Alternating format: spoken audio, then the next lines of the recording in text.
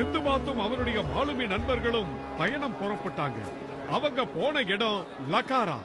அந்த லக்காரான்ற பகுதி மிகப்பெரிய மலைகள் சூழ்ந்த ஒரு அருமையான இயற்கை பிரதேசம்.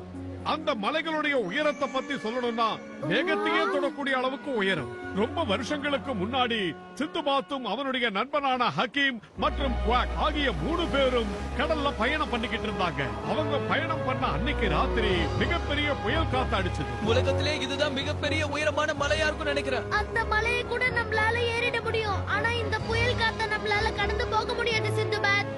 நீ கவலைப்படாத, இறுக்கமா புடிச்சுக்க, நான் பாத்துக்கிறேன். நீ பார்த்து ஓட்டுவன்னு எனக்கு நம்பிக்கை இருக்கு. சரி, நம்ம குவாக் எங்க?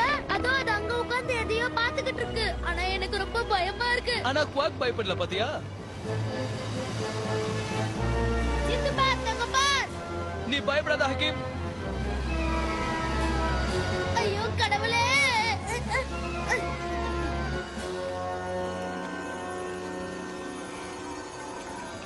ரொம்ப திறமைய படகு ஓட்டுறா. யாரு இவன்? நம்முடைய கோவிலான லக்காராவை காப்பாத்த வந்துகிட்டு இருக்கான். அவனுடைய பெயர் மாலுமி சிந்துபாத். எழுச்சிமிகு நாயகன், நம்முடைய கோவிலை காப்பாற்ற கடவுளால் அனுப்பப்பட்டவன். நமக்காக இங்க வந்துட்டு இருக்கிற அந்த தூதுவரை காப்பாற்ற வேண்டியது நம்மளோட கடமை.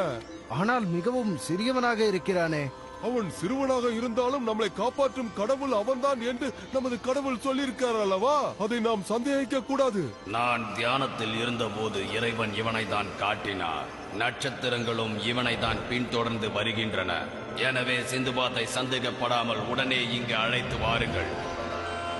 அவர் கூறியதை கேட்டாய் அல்லவா? உடனே சென்று காப்பாற்று. இதோ நான் புறப்பட்டு விட்டேன்.